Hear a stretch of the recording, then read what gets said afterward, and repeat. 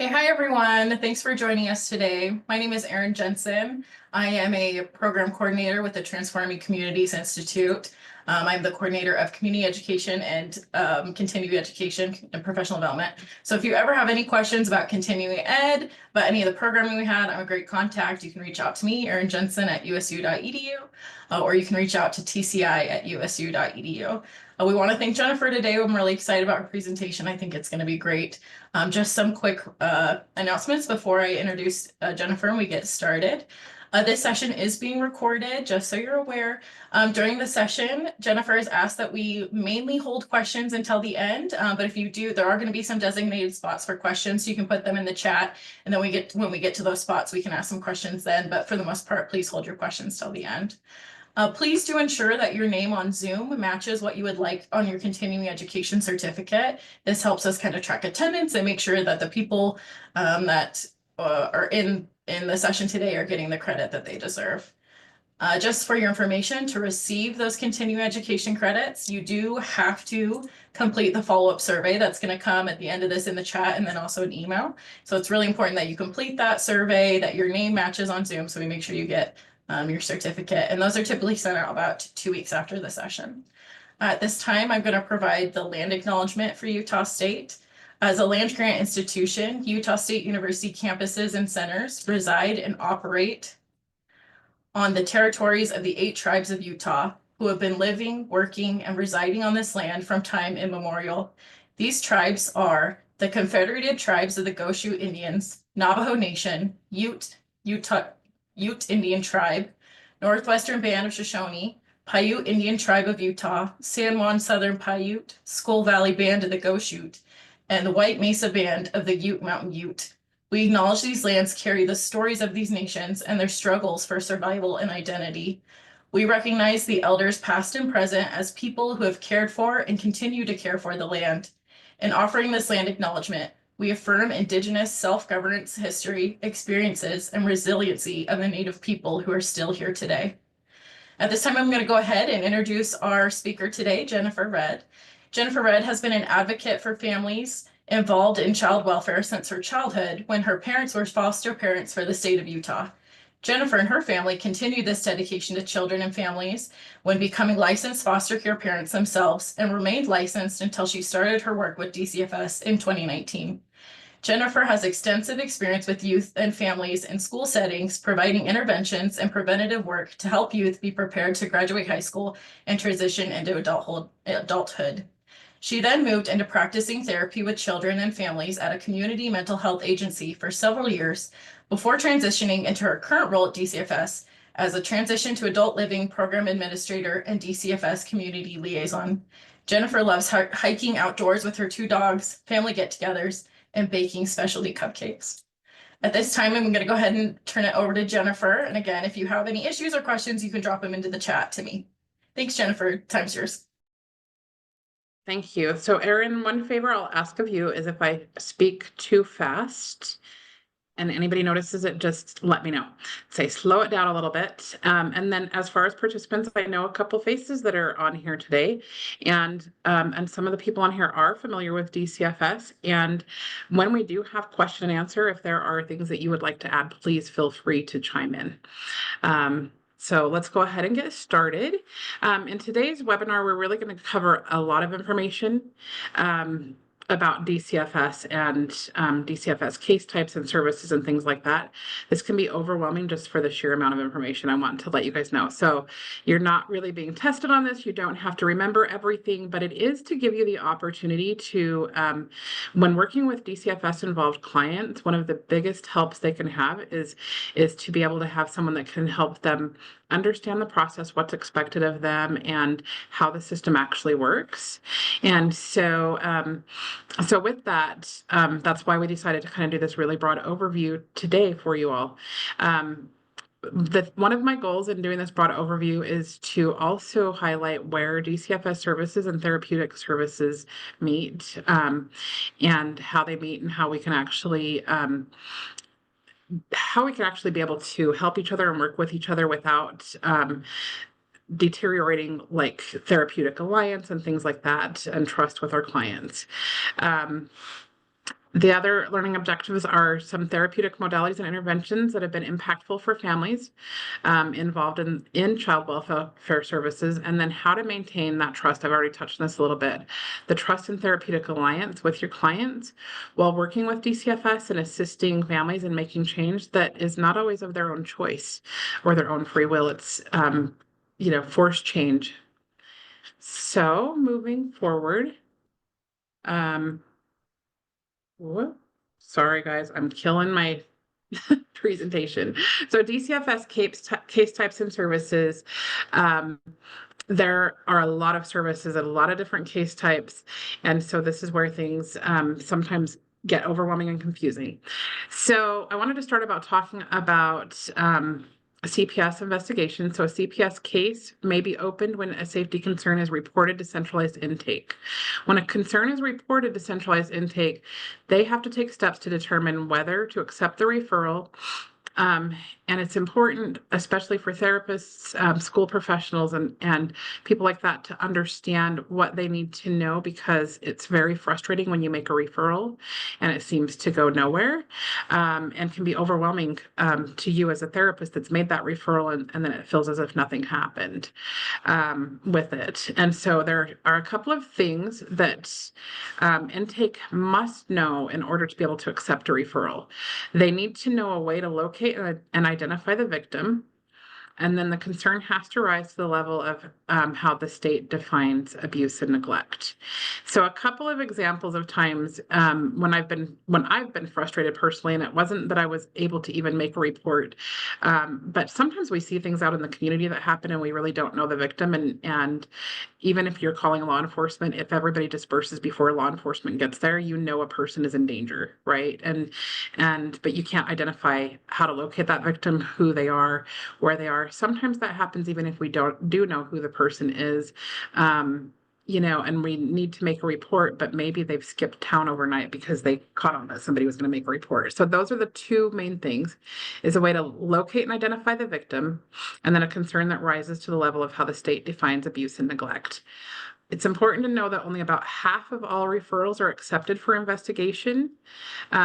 But if a referral is unaccepted, it's still documented in the system and accessible to DCFS employees.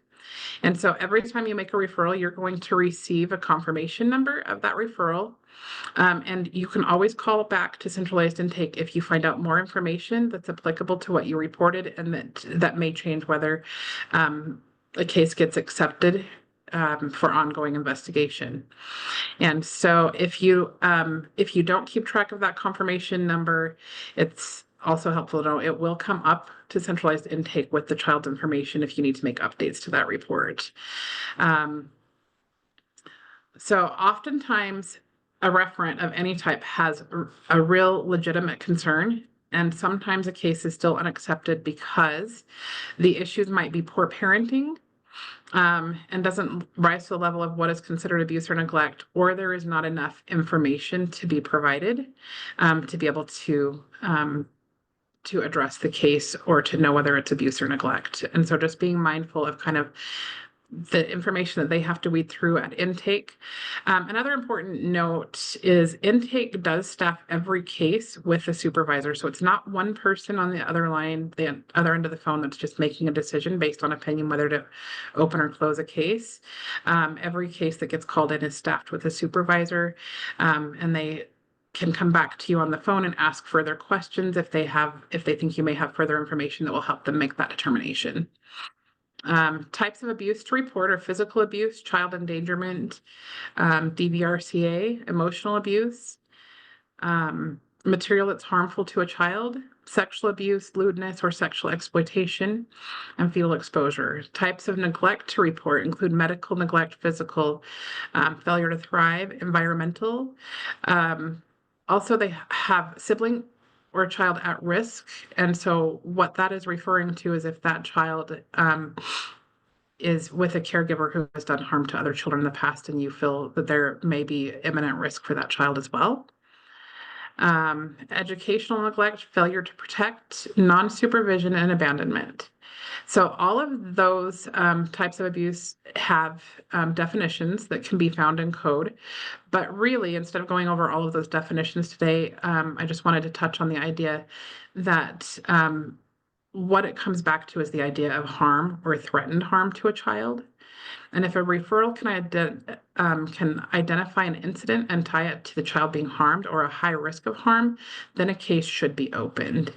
And so another important note for these types of assessments is it will include the age of the child as far as determining safety or not safety. So what is unsafe for a 2-year-old or even a 7-year-old might still be a safe situation, even if it's an uncomfortable one for a 17-year-old.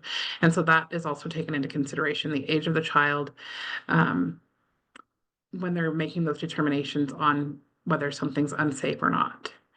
So when a determination is made to accept concerns for investigations, a CPS case is opened, and there's a 30-day investigative period. Supervisors can approve an extension for an additional 60 days, but these extensions should only be based on a reasonable need for the extension. And so some of those reasonable needs would be CPS has an obligation to try and provide services to the family without pulling children into care. And sometimes what we find is the real issues are a lack of services and a lack of connection to community resources that would help families. And so a CPS case may be actually extended up to that 60 days, which leaves it open for an entire 90-day period if we believe that we can help the family have interventions that would lead them to not needing an ongoing case. Other extensions can be due to just time needed to complete the case. So when we have parents or caregivers that are difficult to locate or any number of other obstacles that sometimes get in the way. So therapists that are already working with families when a CPS case opens can be called into a child and family team meeting at that CPS level. And I wanted to touch base on this a little bit because a therapist's role, if they get called in at that CPS level, is not to necessarily go in and you don't have to feel under pressure to break confidentiality or work against your client. Really, the therapist's role, if you get called into a child and family team meeting at the CPS level, is to be there with the family, help them have skills for self-advocacy and encourage them to use their own skills for self-advocacy. Touch on places where there's kind of an assessment of needs. And so if you as a therapist knows where there's a need, being able to help the family verbalize that, or you being able to verbalize that and then help with safety planning. It's important for therapists and other helping professionals that get called into meetings with DCFS to really understand the DCFS process so that you're able to explore what the family needs and help the families by reducing fear and resistance when working with DCFS.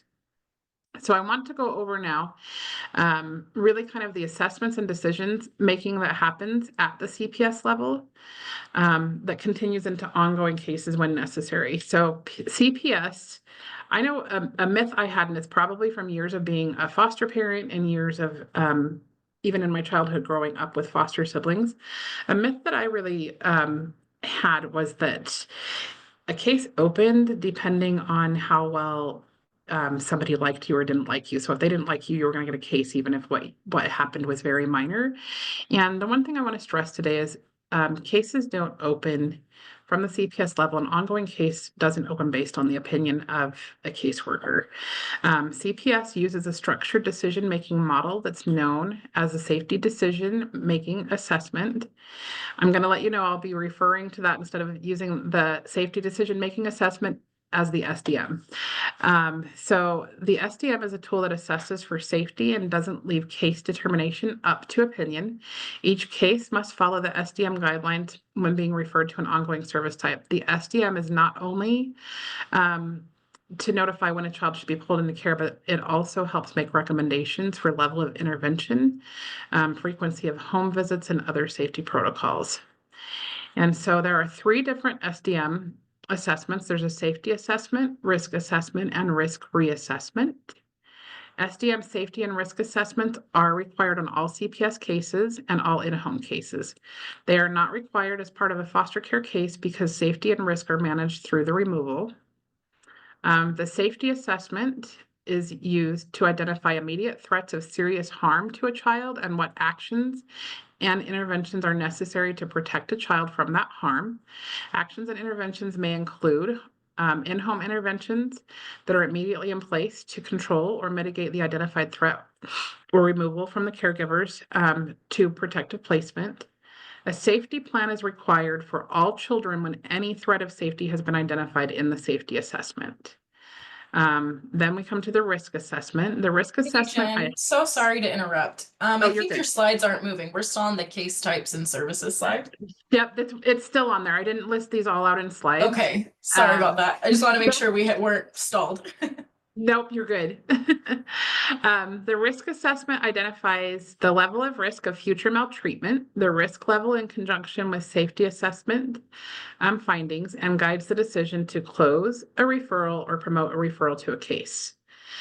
For cases opened for ongoing services following the CPS case, the risk level is also used to determine the contact requirements for the case service level. The risk reassessment, lastly, the risk reassessment is used in all in-home service cases that are open as a result of an allegation of child abuse or neglect. It also includes all cases in which children have been returned home and in-home services will be provided, including when children have been returned to the home on a trial home placement. If you're wondering anything about trial home placement, I'm going to touch on that a little bit later. But just keeping that in mind. The SDM family risk reassessment combines items from the original risk assessment with additional items that evaluate a family's progress towards ongoing case plan goals.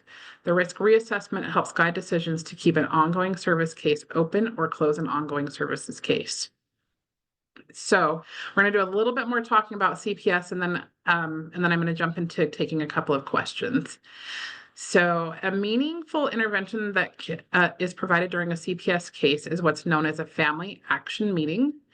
So we refer to those as FAM. So families that we're working with may be offered a FAM meeting when an ongoing case type is suggested by the SDM. These meetings are currently offered statewide. Families struggling with domestic violence, however, are not eligible for a FAM meeting at this time because the FAM meeting facilitation is not able to really account for like the risks and harm that can come in domestic violence relationships when you're trying to collaborate and coordinate if treatment hasn't happened yet. So let me explain a little bit more about FAM meetings, what it is and what it is not. A FAM meeting is not the same thing as a child and family team meeting.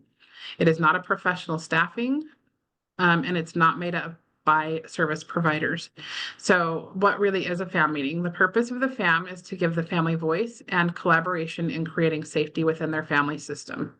DCFS has FAM coordinators who are independent from the case and not part of the investigative team. This coordinator works with the family to identify who should be invited to the FAM and works with those identified to help them understand what a FAM meeting is and what their role is. This coordinator facilitates the meeting, which includes usually a CPS worker. If an ongoing case type has been suggested, it may include an ongoing case worker as well and a supervisor.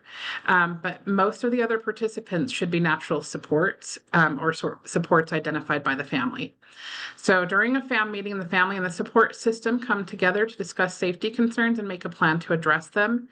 This meeting is family driven and safety plans, goals, and needs are identified and designed by the family.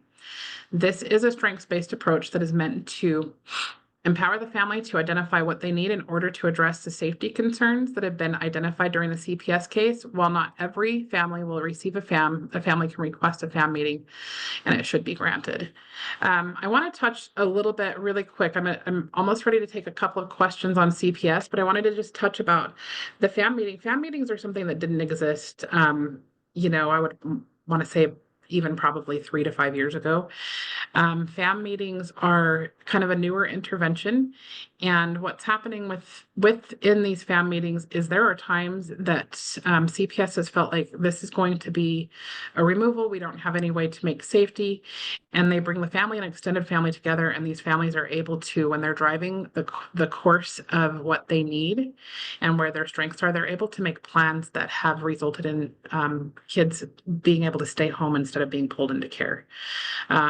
And so it's just a really beautiful tool that really tries to help a little bit with the power differentiation by giving that family voice and letting the family know that we want to honor them in how we proceed forward with their case and the interventions that they truly need, not just what an outside perspective may think they need. And so it's a really powerful tool. Oftentimes, therapists and other people are not invited to these meetings. If they are, however, they can attend. And so I just wanted to make that clarification. A FAM meeting is supposed to be about the family. And so it really is focused mostly on natural supports and not professional supports.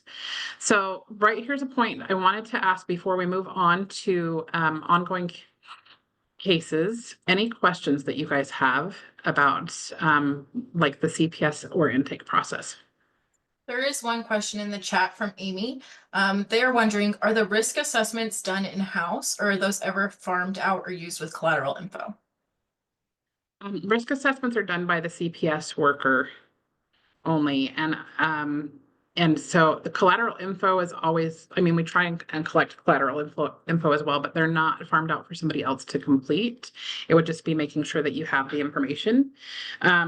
And also with the risk assessments, one thing that I would point out is really the results, when I say it's not really left up to opinion, the results are computer generated by having to answer a series of questions that assess for safety. And so it really takes out kind of that opinion or how well a family works with you or not. It's really about assessing for safety, and it's computer generated results. If for any reason DCFS like does a different plan. So if the plan says removal, but they say, hey, wait, we're going to we think we can leave the kids in home. They have to be able to justify why they thought that, or vice versa. If they are removing and the plan says, hey, these kids should be able to start with an in-home case type, they have to be able to justify very clearly why they're deviating from what that SDM suggested. And it's not a caseworker. It can't just be done with caseworker approval. It needs to have supervisor approval as well. So, all right. Any other questions before we jump into the next part? Here's one in the chat.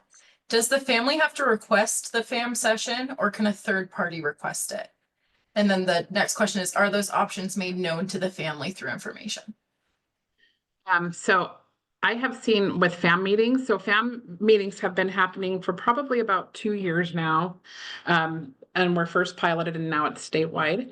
I've seen those meetings, and this is one of the areas of like having knowledge is better, right? I've seen those meetings where a family learns about it and can request it. Oftentimes, like the CPS worker is requesting it for them, but it can come through other avenues. It can be a third party. It can be the family themselves requesting that FAM meeting. So there was another part of that question. What was the other part of that question? Just, is that option made known to the family? Are they aware that they have this option to request a FAM meeting? I want to answer and say I would just love to say absolutely, but I think that's going to just be dependent on area and potentially on capacity of do we have FAM coordinators. So not every case always will get a FAM meeting. I think our dream is that someday that would happen, that every case would be able to have a FAM meeting.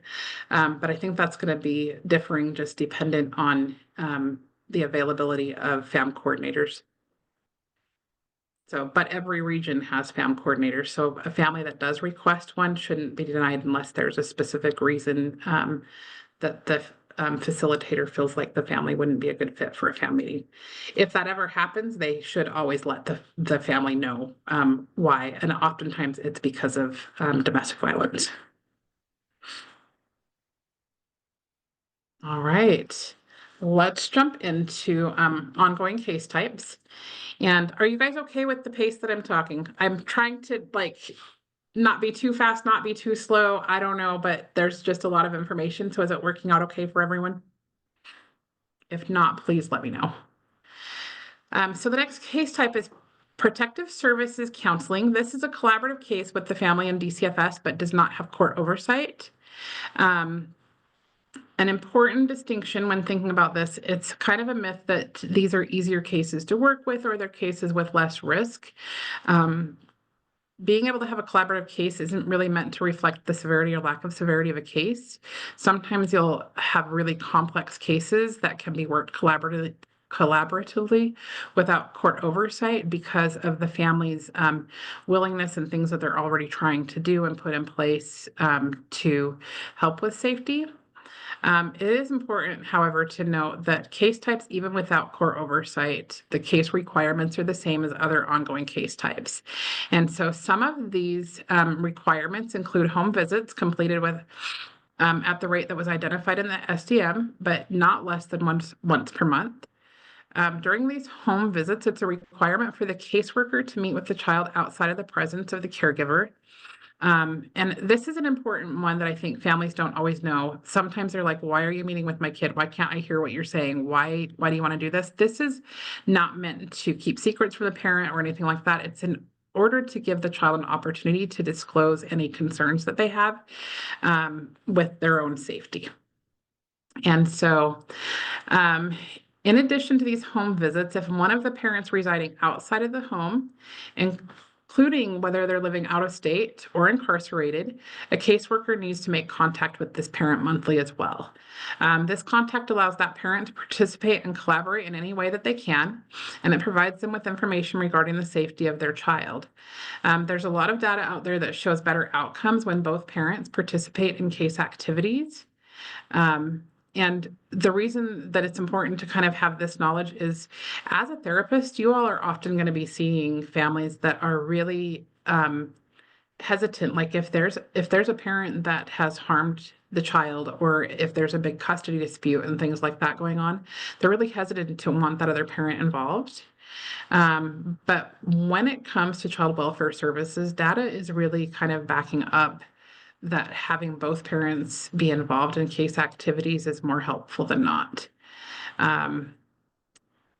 So the next part of an ongoing case, it's required that DCFS and the family complete what's known as the Utah Family and Child Engagement Tool, or the UFACET. This needs to be completed at the beginning of a case, each time a child is moved, and at bare minimum every 6 months. The UFACET was a tool that was created to help identify needs and strengths within the family. And the UFACET is a tool that should be utilized when creating a child and family plan. The UFACET must be started really within the first couple of weeks of opening an ongoing case, as the child and family plan must be completed within the first 45 days of a case being opened. The child and family plan guides services provided to the family, and it consists of documented goals. The family and DCFS both agree on these goals and then are bound to make efforts necessary to complete these goals. This plan should be a living document with updates and changes made as necessary, but is required to be updated at least every 6 months. The reason that I wanted to touch a little bit on the child and family plan is this is a frustration that some families get in with DCFS. If they don't understand that the child and family plan is a living document, that it gets updated and things like that. If we're not clear with them at the onset, if DCFS is not clear with them at the onset of their case, that this plan will be being updated, sometimes it feels like to the families that we're just piling more on them. And so when I'm working with DCFS caseworkers, I try and encourage them to be clear with the family about what that child and family plan is, what might drive changes to be made in the child and family plan, and how the child and family plan is updated, because that's an area that families sometimes feel like they don't have all the information and they get overwhelmed. Next, we're going to jump into protective services supervision, known as PSS. So PSS is a court-involved in-home case. The parent still has custody of their child, but the court has oversight. In a PSS case, the child and family plan is presented to the judge, who can accept it as is or make adjustments to the plan. with the input of the division and the family. The child and family plan becomes a legally binding document that guides interventions and measures completion of case requirements. This plan in these court-involved cases is reviewed every 90 days, and all parties, including the division, must show efforts to complete the goals outlined in the plan. I'm not going to touch on the court processes yet because we're going to touch base on that in the next slide. I'm going to jump into foster care. So supervision and substitute care, otherwise known as foster care. It's really important to know that the first goal of DCFS upon removal is to identify a family member or a close family friend that can act as a substitute caregiver while the parents or guardians are working towards reunification. This goal stays active during the case, even if a family member is not identified up front. They can step in at any time during the case. DCFS is also required to make continuous efforts to identify kin. This effort doesn't stop when a child is placed in a foster home. When a case is being referred to ongoing services and removal has already happened or is likely to happen, CPS should begin the conversation with the family to identify possible kinship or close family friends that can care for the child while the parent is unable. Kinship caregivers and close family friends have the option to have the child placed with them while taking steps towards becoming licensed. The kinship caregiver or family friend must be able to pass a background check and safety inspection of the home, as well as have a positive reference regarding them becoming a substitute caregiver. Family friends must be willing to become fully licensed within 6 months of the children residing there. And this exception to children being placed in an unlicensed home is provisional and meant to keep children with those they know and trust instead of shelter care or going into the home of strangers. Now let's talk about foster care and strangers. So foster care in the basic foster care in the community has 3 different levels of care. Level 1 foster care is a family-based care that provides safe, adequate, standard parental supervision and care. Children in this level of care may have mild to moderate medical or mental health treatment needs and mild behavior problems. And so children based in level 1 foster care may have therapy weekly and some things like that. Behavior problems are supposed to be mild at that level 1. Because as we know, when behavior problems are bigger, we need additional training. And so level 2 foster care is family-based care, very much the same as level 1, but level 2 children may be physically disabled, developmentally delayed, medically needy, or even medically fragile, or have a serious emotional disturbance and may require outpatient treatment services more frequently than once a week. This could include day treatments, or like special education services, IEP, tutoring, and things like that. Level 3 foster care is a family-based care setting that provides intensive treatment services and constant supervision in a family living environment by a well-trained, experienced out-of-home care provider. Children at this level may have severe behavioral, emotional, or medical problems that can still be managed in a foster home. Level 3 care is for children who are unable to be successful in placements with a lower level of services and supervision. So we're going to jump into proctor care, but I want to make an important distinction between level 3. Level 3 is high structure and high nurture, but still in a foster home that's not placed under a contracted program provider.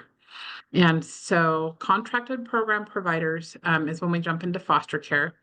A proctor home can have up to 3 youth in their home, 3 proctor youth in their home. This level of care is contracted with a child placing agency, and many wrap services are available to the program. Some of those include mentoring. They usually have their own therapist, in-house therapist with their program. They may have day supports programs and things like that that fall under these contracts. Proctor families have a high level of training and structure. And supervision is defined in their contracts. This is a higher level of care than foster care level 3, and it does require a higher level of structure and supervision. So youth that are placed in foster care still go to public school and are still youth that you have potential to be seeing in your practice. The next level up is individual residential treatment services. This is not meant to reflect like residential treatment services as far as like residential treatment or group homes. Individual residential treatment services are for youth that have high behavior needs or youth who are likely to be placed on DSPD services. These services, they can include residential treatment or host home type services. The differences between this and Proctor Care is no more than one child can be placed in an IRTS family-based home at any one time. The only exception to this rule is if it's a sibling group and they're placing their siblings at a lower level of care with them. And so that kind of gives you like the higher levels of care all fall under that IRTS umbrella, high levels of treatment, and high levels of supervision.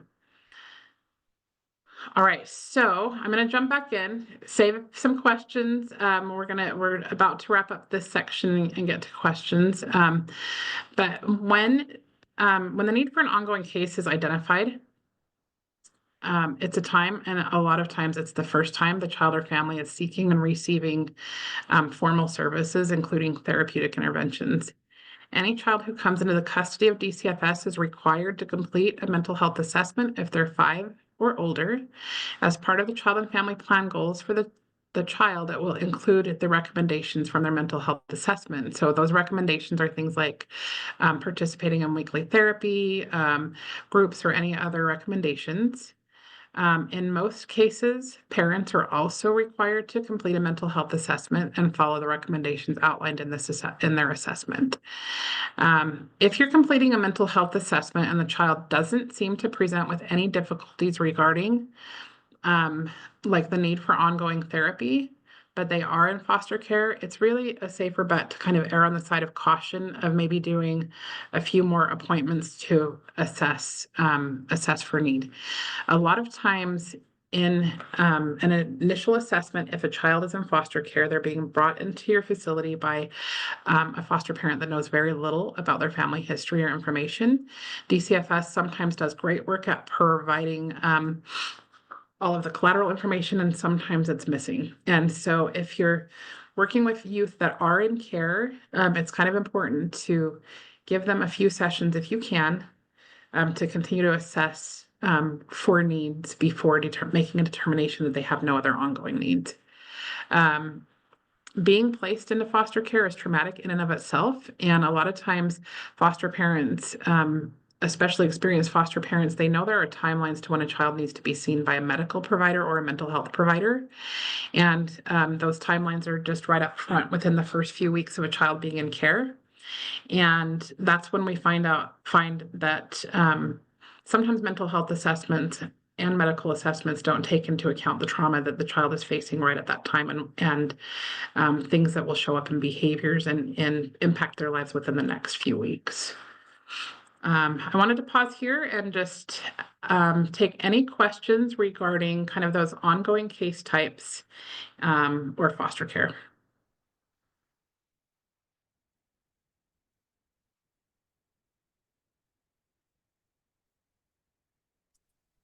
Nothing in the chat, but feel free to unmute yourself and ask a question if you have one.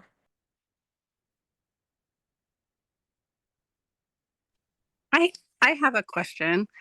I have a client that is doing foster care with a few well, 4 kids, sibling group, but they're like having a ton of distress just in their family relationship, and I keep advocating for them to talk to their caseworker about it, right? Like I mean, not just that, but they're like not really feeling like they should adopt, but they're kind of feeling pressured to adopt, and my client thinks that the caseworkers think everything is just fine and they're going to adopt. What's the best way, or what advice would you give for a situation like that? One of the best things that we can do is help clients have self-advocacy skills. And it's Yeah. really important with DCFS to be upfront. So we're going to get right into like, this is such a beautiful question for the segue of where we're going with permanency. DCFS is required to set permanency goals. And so once reunification has ended, or even if reunification is still going, they also have to have a concurrent goal. So what happens if the primary goal is unable to be met? There has to be a concurrent goal. And so straight up front, foster foster parents have a lot of pressure to say yes or no, I will adopt these children. And they start getting pressured not just from caseworkers, but from guardian ad litems and from the system itself to say yes or no, even if reunification is being worked and looks as though it's going to be successful. As part of that concurrent planning, there's a lot of pressure there. One of the things that I really feel is self-advocacy, but clear is kind. So if a family knows that, hey, I can help these children for as long as it takes, if they're working reunification, or even if we're looking for another placement, I don't need them out of my home immediately, but I do need to let you know that we don't feel like we're a good match for adoption. And so just helping them have those self-advocacy skills to be able to state that once they know, and it's not, nobody's going to look at a family negatively. And if they do, you can send them my way, but nobody should be looking at a family negatively. If they like get in the throes with some kids, they're there and they're 3 months in, 6 months in, even a year in, with children, and they say, wait a minute, like this is not a good match. Like DCFS needs to trust that family to assess whether they're really truly capable, and the family, they get pressure to know day one. But if they change their mind at any stage, the best thing they can do is just let everyone know where they're at and what they need, and to provide that clarity. And so I don't know if that answers your question. Yeah. No, that's helpful. Thank you very much. Yeah. And I think one other thing is just knowing that because of permanency planning, I don't know that foster parents always know this, because of permanency planning, that pressure seems to be there from day one to state whether you're willing to adopt or not. And just being able to help them navigate that. Okay, thank you. Yeah.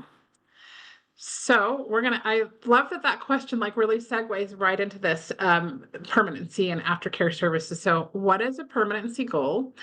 In every child and family plan, there's a permanency goal identified and a concurrent goal. These goals are to remain home with a parent, reunification, adoption with a relative, adoption with a non-relative, permanent custody and guardianship with a relative or a non-relative. And for some youth over the age of 16, we might see permanency goals that are set to independent living placement. They do have to meet certain criteria for that to be a goal. So usually when a child has been removed, the primary permanency goal is reunification. So when a family works reunification and a child returns home, it's really important. This is an area that families don't always understand until they're there and going through it. Once a child is returned home, they're usually returned home on what's called a trial home placement.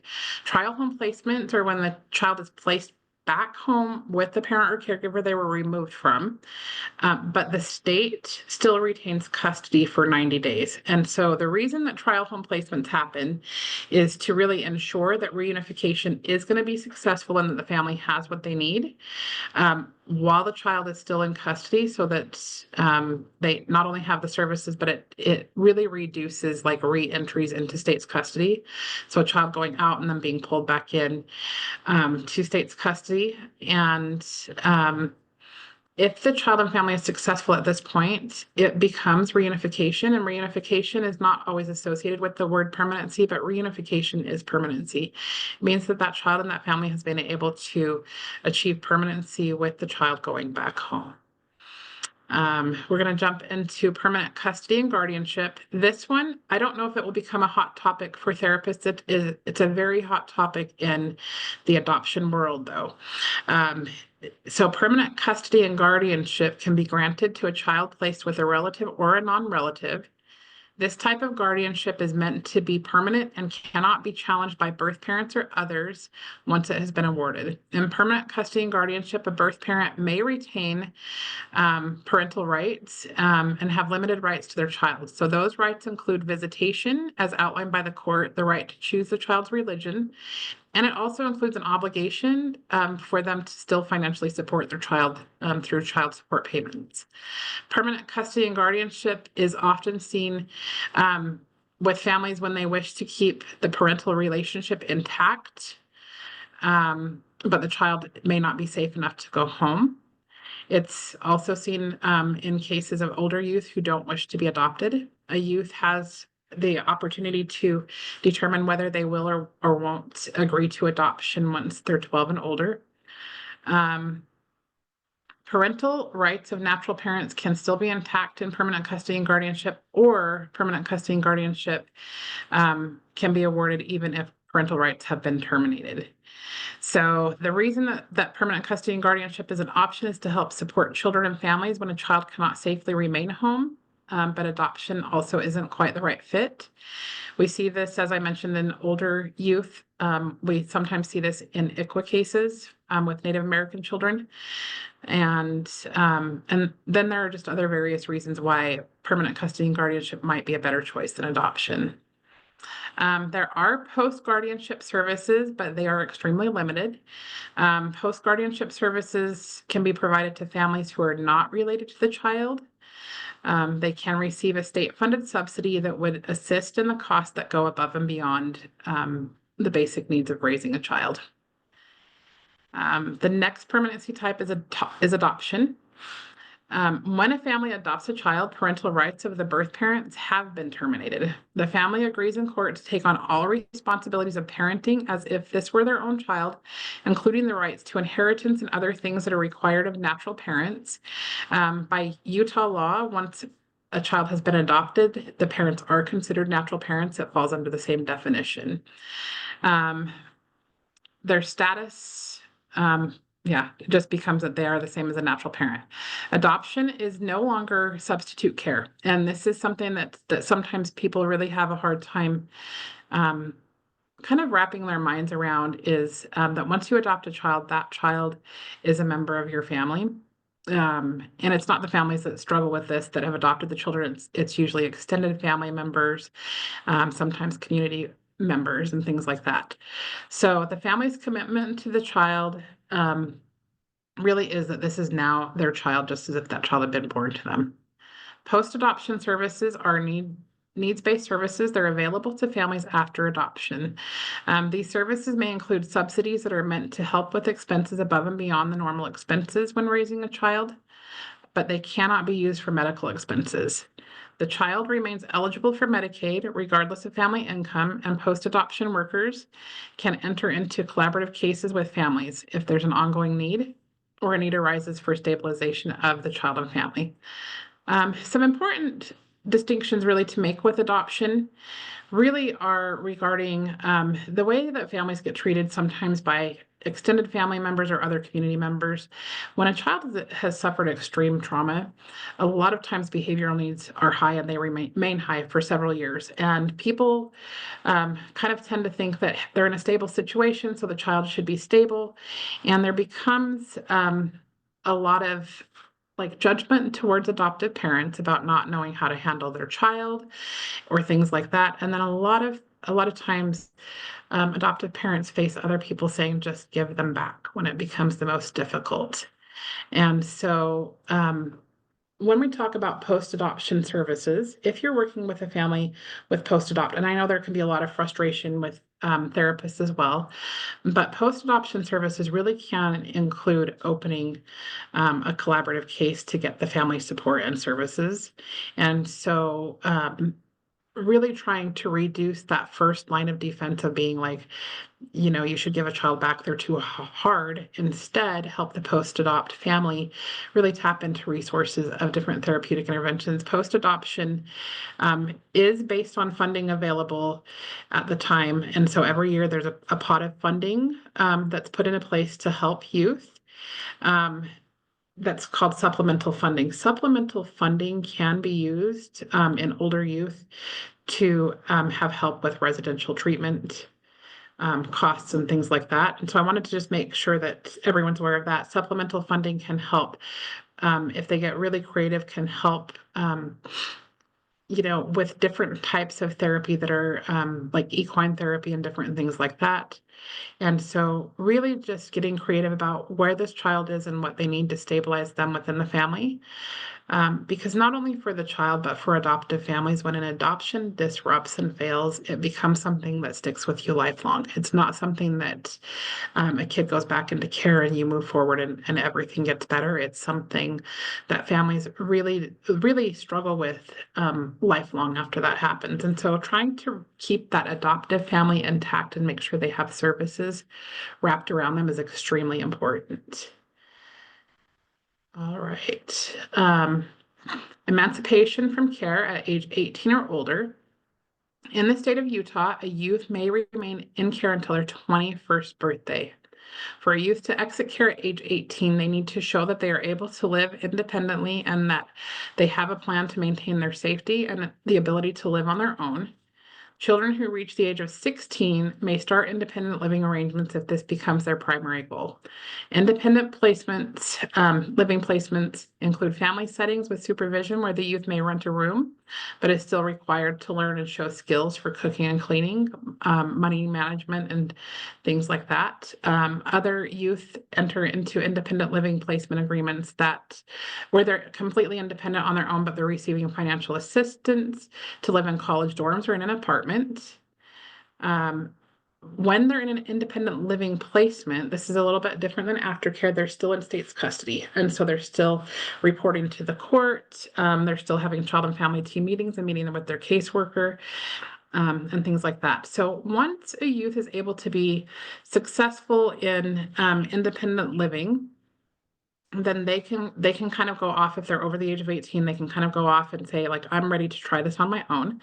That youth is still eligible for aftercare services. And so aftercare services for youth that have emancipated at 18 can include limited financial assistance. And so they can get help with housing costs and housing fees, transportation, including vehicle repairs. They can get help with job-related expenses, such as buying required clothing and uniforms for job, or even paying for training to get a particular type of job. So once they leave care, a youth should never feel like they're just completely on their own, that they have to do it, or that it's kind of make it or break it time and they have no one. This assistance is available to them until their 23rd birthday. Additional assistance, if a youth leaves care at the age of 18 or older, they can be eligible for Medicaid without any income and asset limitations placed on them until they're 26. If they get another job and have insurance, then Medicaid will act as a secondary insurance, and so they can be dually insured. Other aftercare services for older youth are education and training vouchers. They can get up to $5,000 per year for 5 years. At one point in time, it was 5 years that were just continuous. Now it can be any 5 years between the time that a child is enrolled for education training vouchers up until their 26th birthday. They just can't exceed 5 years of receiving those services. Education training vouchers are more than for just colleges and universities. They can cover trade schools. They can cover any type of on-the-job training that has a fee. So sometimes like CNA training and things like that. Education training vouchers, we have been able to assist youth in even doing internships and job training at things like being a tattoo artist, the things that are really in the best interest of that child and the career they want to move into. I want to pause here and answer any questions regarding permanency and aftercare services. Someone in the chat asked, for supplemental funding, what age qualifies and how can a family apply? Okay, so there's no age limit on supplemental funding. A family needs to get in contact with their post-adopt worker. What is limited on supplemental funding? So if the state of Utah is a state where children under the age of 12 cannot be placed in residential. Other states will place kids as young as like sometimes even 6 or 7 in residential treatment services. And so just having some of the knowledge of that supplemental funding, we can't pay for out-of-state services, and services, if it is something like residential treatment, has to be with a contracted provider that contracts with DCFS. So there are some limitations. Supplemental funding that's given directly to the family, we have seen families just have some really creative ways of like the needs for supplemental funding to help with parent education and training as well. And sometimes supplemental funding has been able to, if there's a justified need, come in and help with possibly a housing repair or something like that that's going to create stability for the family. But there is no age limit. There just may be limits on what supplemental funding can be used for. So accessing those services has to be done through the post-adoption worker. If a family doesn't know who their post-adoption worker is, and they're having a difficult time getting answers, usually reaching out to DCFS is the answer. If they aren't getting a hold of the right person, they can ask Utah Foster Care for assistance in that as well. All right, any other questions?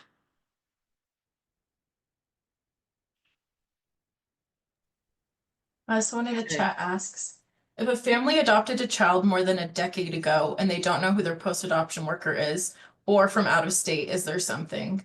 Oh, and you had just answered that. So if they were from out of state, could they reach out to DCFS or Utah Foster Care, or do you think it would be best to reach out to the state that they had adopted in?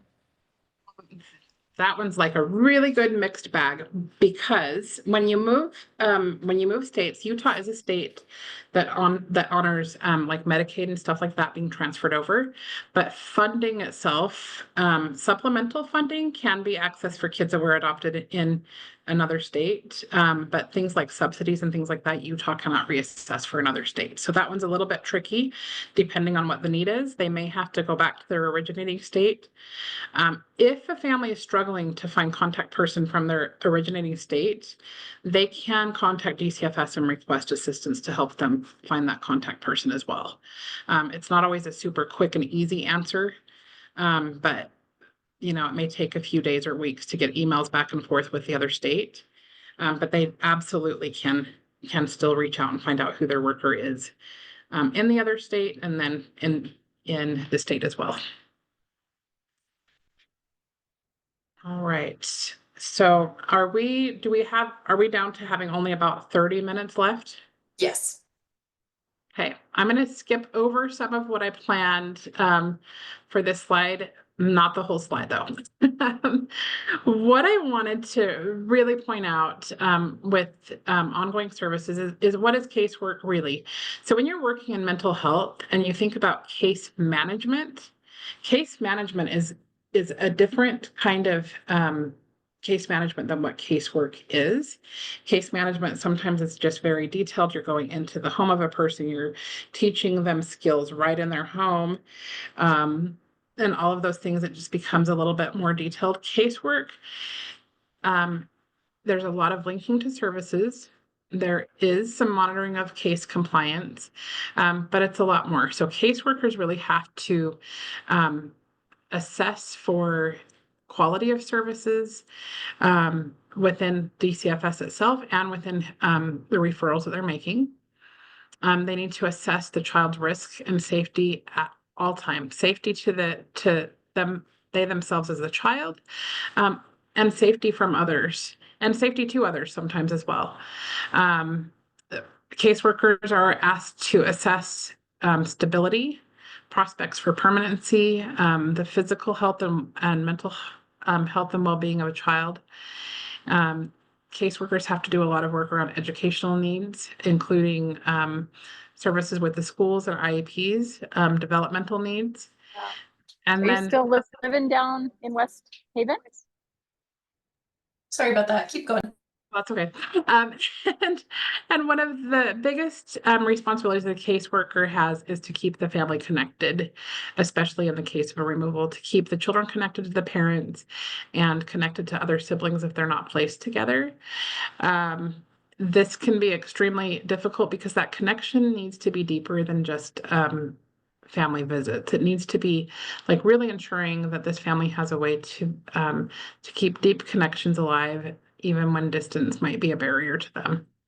Caseworkers are audited throughout their case on all of those things. They're audited on safety, what types of services they provide, what types of interventions they provide, how the division's doing at assessing and addressing all of the needs of the family.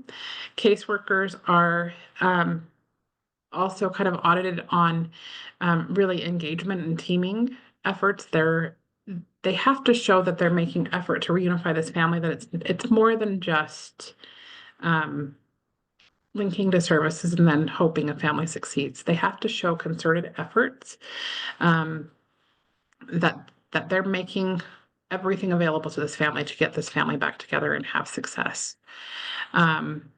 So when caseworker initially, when families become involved with DCFS, there's a ton of fear, a lot of fear.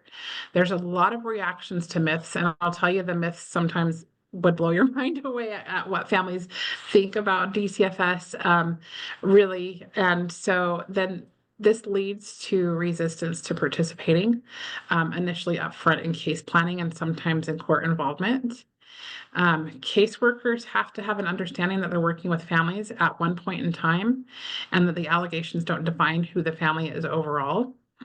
And caseworkers have a lot of societal barriers to really cross with a family before a real engagement begins and becomes effective.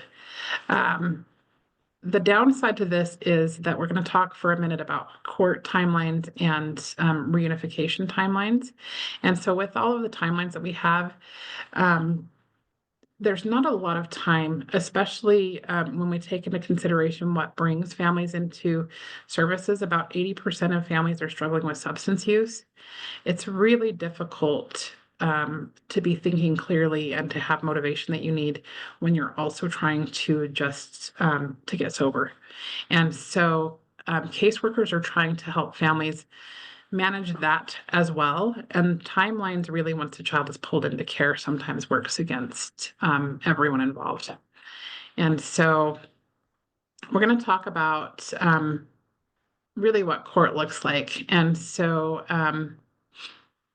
the first 60 to 90 days for a family can have 5 to 7 court dates involved, and it becomes extremely overwhelming to the family. And so we're going to jump into really quick kind of the court process. When it's determined that a family needs protective services supervision, so that's the PSS case, a petition is filed with the court. This petition outlines the allegations of abuse or neglect, and the first court date is an initial court appearance. So in the very first hearing, the family does not put in a plea.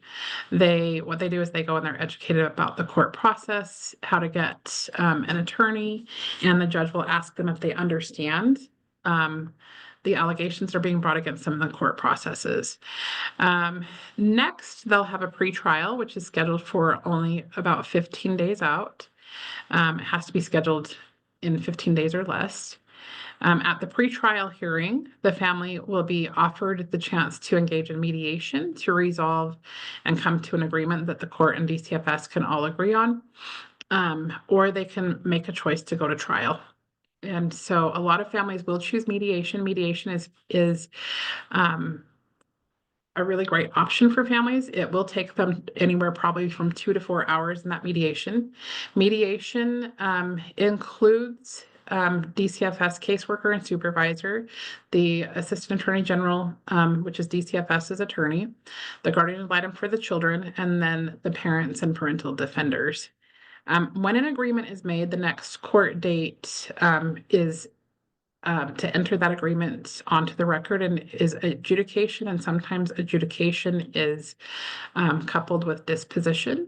So adjudication is kind of the findings and facts of the case, and then disposition is like what's going to happen. And so so that will oftentimes be the next court date. And then at that point, where this varies is sometimes it's adjudication by itself, and then disposition and child and family plan review hearing are scheduled for the same hearing. And so there's a little bit of wiggle room there, but it still takes another hearing usually to get that child and family plan on the record. And the child and family plan is what really guides the case and the court to make judgments on whether a family is making progress towards reunification or not. All of these things really happen within the first 60 to 90 days. Adjudication has to happen within 60 days of that pretrial.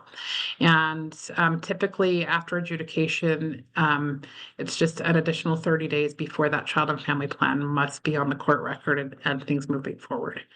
The reason I wanted to talk about kind of court and that overwhelm is initially when a family becomes involved, court is one of the scariest parts of becoming involved in DCFS. And then to have anywhere from 5 to 7 court dates within the first 90 days, not only impacts the family, but if the family is working, there can be high impacts to trying to schedule with your job, and families oftentimes feel like they're put under a great microscope, not just by the division and the court, but also by the community, because people are sometimes in a position to have to learn about what's going on. You don't have a choice other than to tell your boss if you have to take off time from work to attend all these court cases. And so I wanted to just really talk about for a minute just that overwhelm, that initial overwhelm you may see a family have in those first 90 days. Removal of a child without it going to an in-home case type first requires a warrant. And so when a child is removed on a warrant, then the division has an obligation to have everything prepared for a shelter hearing within 72 hours of removal. It's really important to note that distinction is not 3 days or 3 business days, but it's literally 72 hours. Shelter hearings can be continued one time within 5 days. The reason for continuation is usually to allow the parents to retain an attorney for parental defense. At a shelter hearing, children either remain in custody or occasionally they're returned home because the evidence of the allegation was not sufficient enough to justify being in foster care. Once that shelter hearing has happened, then the same court timelines happen, with the pretrial being scheduled within 15 days. And we go from there. When a child is pulled into custody, reunification has a timeline. The federal government, many, many years ago, put into place a timeline because they felt like kids were languishing in care, and that young children especially had better outcomes if there was like permanency found for them. So the timeline the federal government put on is 1 year. There is an option to extend up to 2 times. So I want to talk just a little bit about this because I want to be able to have time to jump into other portions. During the permanency hearing, a judge, so the first permanency hearing happens at the 12-month mark of a child being into care. The judge has to answer some questions there and be able to answer them effectively. Can the children be safely returned home today? And if the answer to that is yes, then the kids go home, and that's usually they go home on a trial home placement. Sometimes they go home with PSS services. The case doesn't close immediately, but the kids, if it's deemed that the judge says yes, the kids are safe, they go home that day. If the kids are not safe to go home, then the judge has to determine, can an extension be legally granted? And so the first extension is by what's called a preponderance of the evidence, meaning the family must be making substantial progress, and it's believed that they're able to achieve reunification at a level that's probable. It looks like it's probable that they'll be able to do reunification within the next 90-day extension period. And then the judge has to be able to answer the question, is it in the child's best interest to return home? The next request would come in at the 15-month mark. So at the 12-month mark, they can get an extension for 90 days if the children are not yet able to go home. At the 15-month permanency hearing, the chain of evidence changes to what's called clear and convincing evidence. And so the clear and convincing evidence standard really means that the individuals are making substantial progress that can be shown with clear and convincing evidence, and that not only is it probable that they might be able to go home, but it's likely that they're going to be able to go home. Like they're on the path to go home. They just need a little bit more before they do. If we can't answer that it's likely and show through clear and convincing evidence, then that extension is unable to be granted. So again, with that extension, the same questions are asked. Is it safe for them to go home today? And it has to be clear and convincing evidence that it's safe or that it's not safe. And so that standard exists for either pathway. Is the parent in substantial compliance? And is it in the kid's best interest to go home? If we grant that extension, if the judge grants that extension, that can have children in care for up to 18 months. At the 18-month mark, if it's not safe for children to go home, reunification is ended. I don't remember if I touched on this. Reunification is considered by the courts to be a gratuity. It's not a right. And so if parents are not making substantial progress at any time in the case, reunification can be ended. So it does not have to be this 12 to 18 month mark. It can actually happen sooner. All right, a couple of important timelines and dates to know for youth. So any therapists that are working with adolescents, I think these are really important things to know because you may end up being in a position that you need to advocate for something different occasionally. So if a child is in foster care at the age of 13 or older, they qualify for FAFSA without using parental income information. This qualification for FAFSA is regardless of permanency outcome. So even if they're reunified home, if they're adopted or going to custody and guardianship, or if they age out, when they go to college, they do not need to have the parental declaration of income attached. So their chances of qualifying for FAFSA may increase for some children.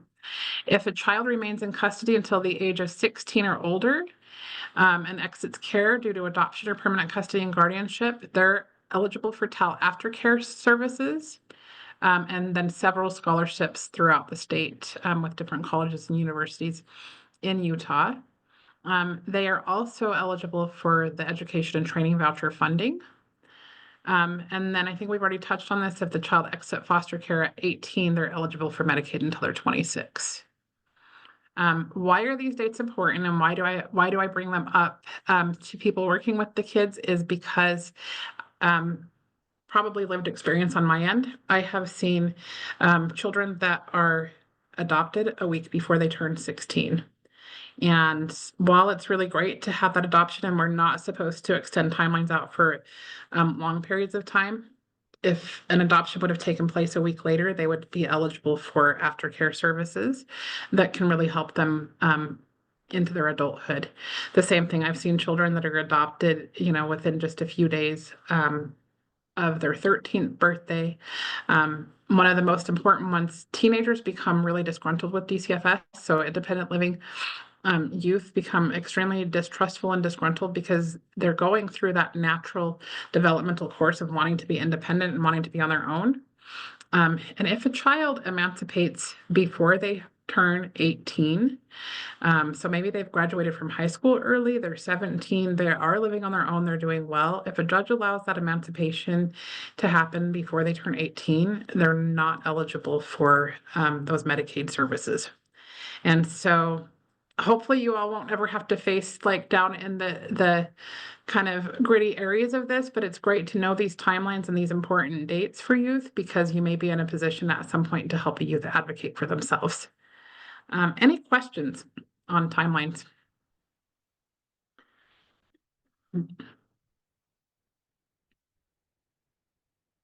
All right. So next I wanted to just really talk about really kind of working with families and what we've seen be effective, what interventions have been effective. And so one that I didn't get on the slide that's really helpful, I kind of tried to organize these into areas. So working with families and substitute caregivers, this includes working on like attachment and relationship. It's kind of important to know statistics. So there's about 400,000 kids and teens in the US that live in foster care. There's close to 2,000. This swings up and down. I think right now there's about 1,700 youth in foster care right now. And other times we've seen it be higher, into like the 2,500. And so these youth are usually waiting for reunification with family or other permanency options. And I'm going to say all of these kids have experienced trauma. Statistically, 80% of these kids meet criteria for a specific mental health diagnosis. If they're not showing signs of trauma, we know that it's still a traumatic experience to be separated from their caregivers and placed in a foster care. Frequent moves happen. Sometimes they lose caseworkers and get new caseworkers, court involvement. And then in the unfortunate events, there are times when further abuse or neglect happens even while a child is in foster care. And so I wanted to talk a little bit about kind of some of the differing things that we see. One of them is measuring change. So if you're working mental health and you're working with a client that comes in on their own, they want healing, and they are self-driven and they have nobody's forcing them to come in. Measuring change might look a little bit different than when we're working with court-involved clients. And so when we look at measuring change in foster youth and then families that are involved with child welfare, it really is important to know that the power differential is a lot different than someone that's bringing themselves in for services. The lack of trust is often deeper and it might take a lot longer to build therapeutic alliance. For many individuals, this might be the first time they've interacted with intervention services. Life experiences have caused them to distrust a lot of formal systems. So not just DCFS and the courts, but we work with a lot of families that even distrust using banks and things like that. So a lot of formal systems are distrusted. Due to this distrust, it can increase hesitancy to really accept treatment. And when working with child welfare involved families, treatment is forced in a lot of situations. It is not something that's optional. A lot of times we would measure intervention based on the success of intervention based on when a person no longer really needs our help. Or there's been a reduction of services. This is not usually true for families who have experienced trauma, abuse, and neglect.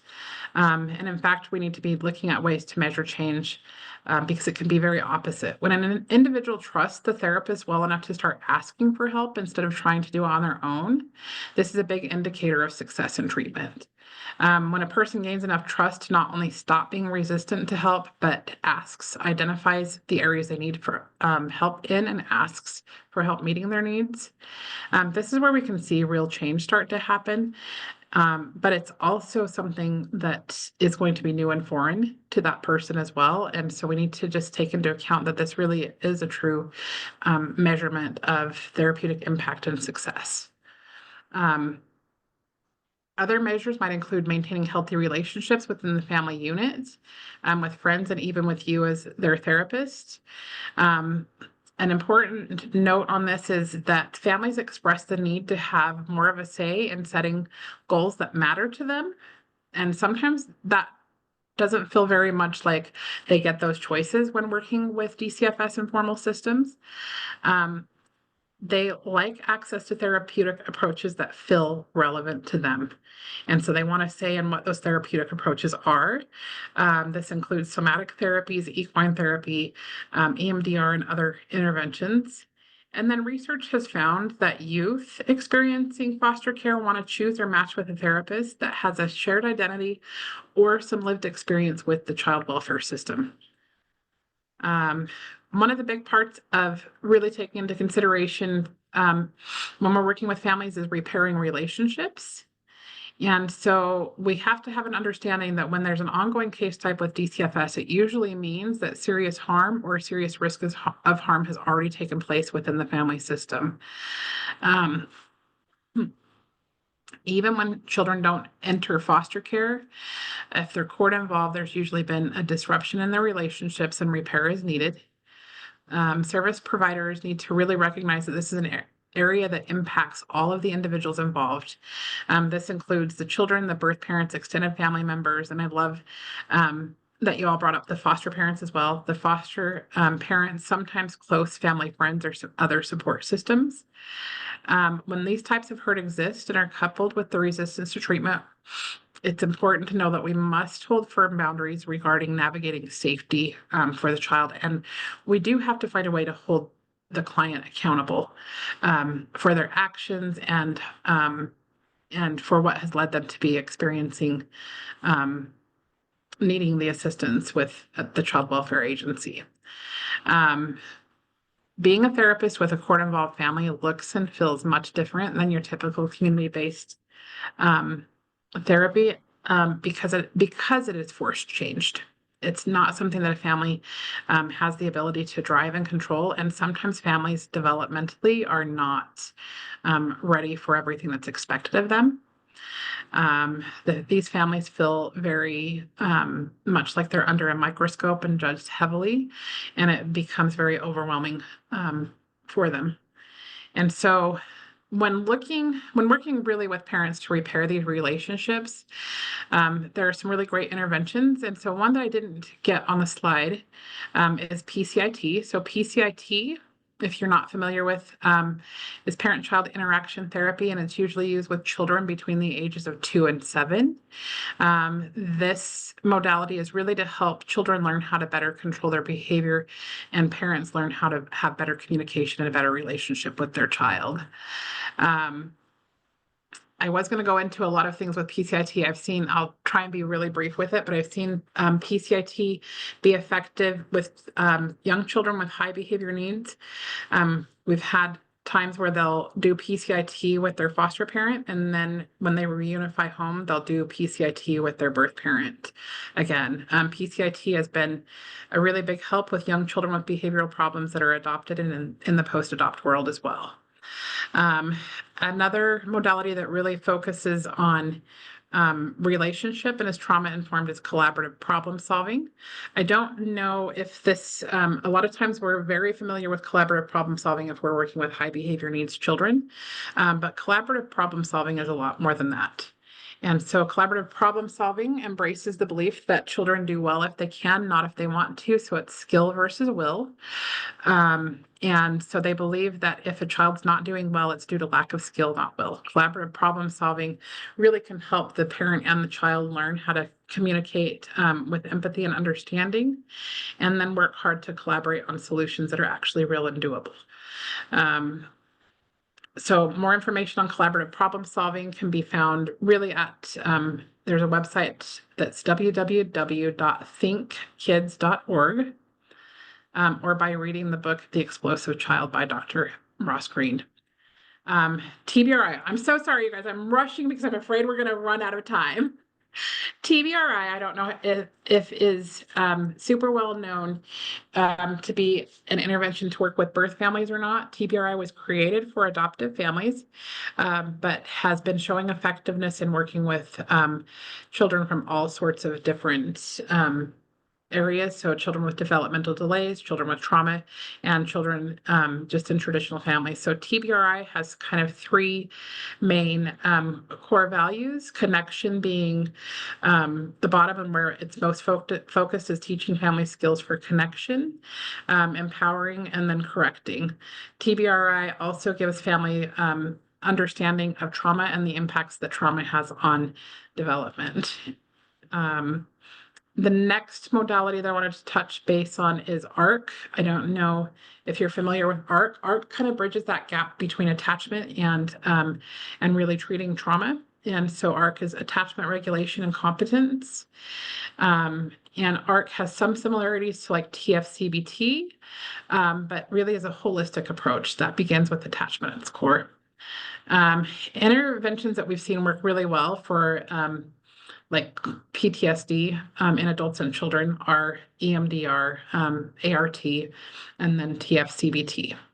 I'm not going to spend a lot of time talking about these. It is important to note with TFCBT, the trauma needs to be a specified trauma, not just a suspicion of trauma. And that when you're working with TFCBT, allegations need to have been adjudicated and informed that they did happen.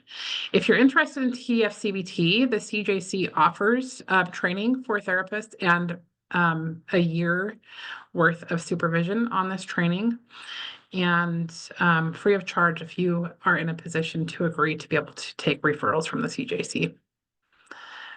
Substance abuse, some of the reports that families are getting into is USARA is extremely helpful and helps them feel like they have a place to belong and a place where they can not only heal in their sobriety, but have the opportunity to have lived experience, voice, and help others. Seeking safety and family systems therapies, and then other behavioral therapies are really what the families have been telling us have been the most helpful for them. It's always important to take into consideration as well intergenerational issues of trauma, poverty, health, and mental health. We're not going to touch base on those as much now. I did put on the slide The Clearest Kind by Brene Brown because these families are forced into making change.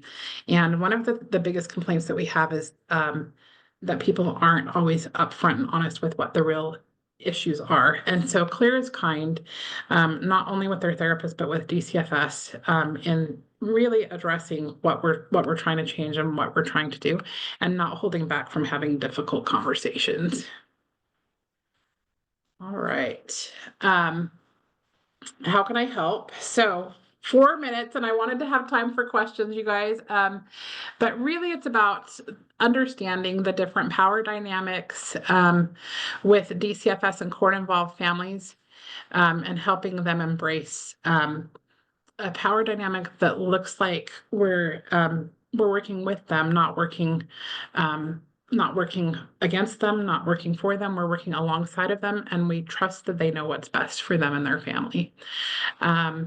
And so different things that can really impact therapeutic alliance, because a therapist also can have difficulty in knowing what should remain confidential and what should be reported and things like that. And so really just having these understandings of the basic system, and then the high levels of stress that a family is facing the entire time that they're involved with child welfare. And so strategies to help navigate these challenges really are in providing education about the system and how it works, validating their feelings, being with them when they're expressing those feelings, answering questions in the most open, honest way you can, and letting them know there's never a dumb question, and then focusing on their strengths even when it seems like no one else is. Those are some of the barriers I think families face is when they become court involved. They beat themselves up more than any of the rest of us do, and it can be very difficult to focus on strengths. And key aspects of maintaining this therapeutic relationship is really having empathy and active listening, clear communication. Don't be afraid to go over their court orders or child and family plan with them. They're going to trust you as a therapist more than they trust their caseworker to get clarification on what something means for them, and what they need to change. So yeah, I'm going to end there because we only have 2 minutes, and I really did not want to leave you guys with no chance for follow-up if you have any need for follow-up. There was one question in the chat that I wanted to bring up. Someone asked, as far as case management goes, what does DCFS do if a parent refuses to open the door when they come visit after a case is opened? I have a client that a case was opened and the mom told me her lawyer said she didn't have to talk to DCFS, so she said she wouldn't answer the door if they came.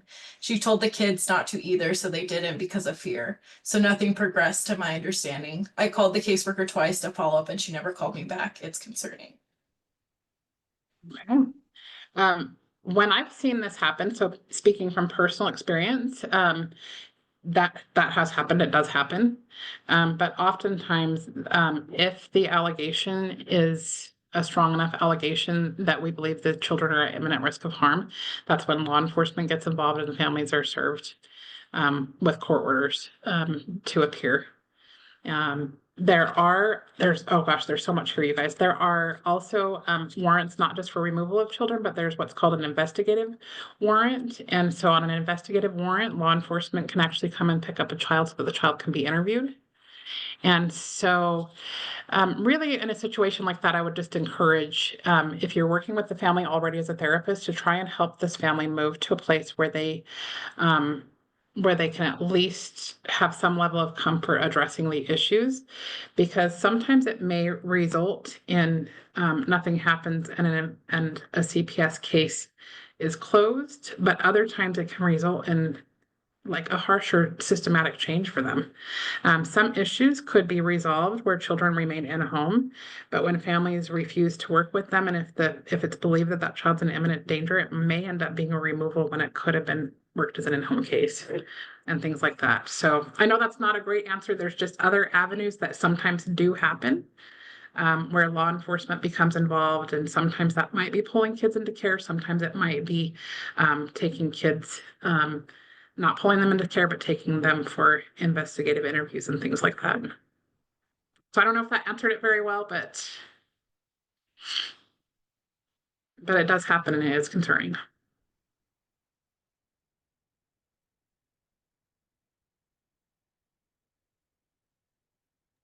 Are there any other questions? Feel free to unmute and ask a question now if you have.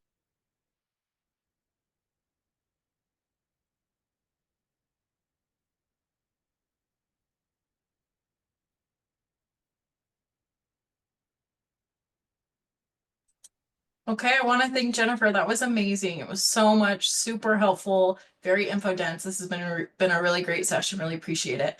Someone did direct message me to ask, will this recording be available? Yes, in about a month or so, we're going to post it on our YouTube page. So check that out, Transforming Communities Institute on YouTube. You'll be able to watch this and many of our other previous sessions. A reminder that in order to get your certificate for continuing education, you must complete the evaluation. I've put the link in the chat, and I'll also follow up via email for that. And those certificates will go out in about 2 weeks. Thank you again, Jennifer. This was wonderful. If anyone has any questions, feel free to reach out to me. I'll pass them along to Jennifer. If you have any specific questions, we can do it that way.